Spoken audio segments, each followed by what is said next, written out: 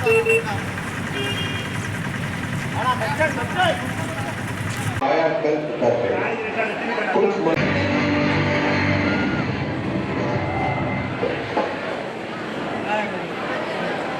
के इस कार्यक्रम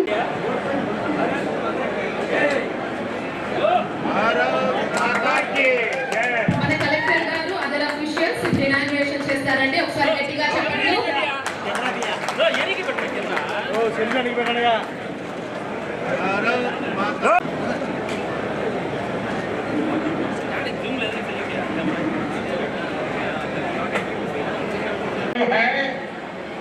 आज 27 राज्यों के करीब 300 से अधिक जिलों में विश्वेश्वरैया गवर्नेंस हाउस या श्री राम जन्मभूमि स्थित अयोध्या धाम स्टेशन आज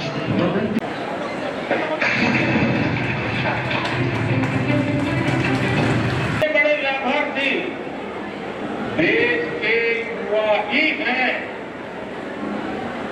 आज की उन्हें पूरा करने के लिए दिन रात एक करता जो करता है अभूतपूर्व स्केल से करता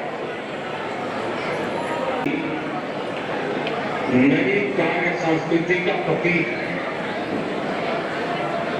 గౌరవ ప్రైమ్ మినిస్టర్ గారి చేతుల మీదుగా ఈరోజు ఫౌండేషన్ స్టోన్ మన కడప రైల్వే స్టేషన్కి ఈరోజు ఫౌండేషన్ స్టోన్ లేయింగ్ ప్రోగ్రామ్ ఈరోజు మన కడపలో జరుపుకుంటున్నాం.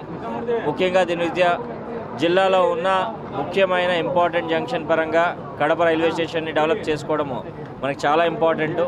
దీంతోపాటు ఇంకొక అంశము కడప జిల్లా వాసులందరికీ తెలియజేయడం ఏంటంటే మనకు ముఖ్యంగా ట్రాన్స్పోర్టేషన్లో రోడ్డు, రైల్వే, హైవేస్ సంబంధించుకుని మనకి ఇప్పుడు రైల్వే స్టేషన్ డెవలప్మెంట్ ఎలా అవుతుందో ఈ నెల మన ఎయిర్పోర్ట్కి సంబంధించి కూడా సుమారు 215 కోట్లతో కొత్త టెర్మినల్గా foundation stone work inauguration foundation కూడా ఏర్పాటు చేసుకోవడం జరిగింది. ఆల్రెడీ కాంట్రాక్టర్ కూడా ఆన్బోర్డ్ అవ్వడం జరిగింది. దీంతో పాటు మనకి గడిచిన 2-3 సంవత్సరాల్లో కూడా ఒక important BKV highway, express highway సంబంధించి బెంగళూరు నుంచి విజయవాడ వెళ్ళే హైవేకి సంబంధించి ఏదైతే ఉందో దానికి ఆల్మోస్ట్ ల్యాండ్ ఎక్విజిషన్ అంతా కంప్లీట్ చేసుకుని ఇప్పుడు కాంట్రాక్టర్ ఆన్బోర్డింగ్ ప్రాసెస్లో కూడా ముందు తీసుకెళ్ళడం జరుగుతుంది. మీ కళ్ళ ముందే మనకి బద్వేల్ నెల్లూరు స్ట్రెచ్ ఏదైతే ఉందో అండ్ మైదుకూరు నుంచి బద్వేల్ స్ట్రెచ్ ఏదైతే ఉందో ఆ హైవే వర్క్స్ కూడా ప్రోగ్రెస్లో ఉన్నాయి. త్వరలోనే మనకి కడప నుంచి తిరుపతికి main important highway stretch 2 lane నుంచి 4 లేన్ ఏదైతే ఉందో దాని వర్క్స్ కూడా ప్రారంభించడానికి ఏర్పాట్లు చేస్తామని తెలియజేస్తూ ముఖ్యంగా జిల్లాకు సంబంధించి వరకుని ట్రాన్స్పోర్ట్ ఇన్ఫ్రాస్ట్రక్చర్ రైల్వేస్ కానీ, ఎయిర్వేస్ కానీ, రోడ్వేస్ కానీ అన్ని విధాలుగా మంచి శాంక్షన్స్ వచ్చి మన జిల్లా అభివృద్ధి చెందేందుకు పర్సనల్గా చాలా ఆనందంగా ఉంది.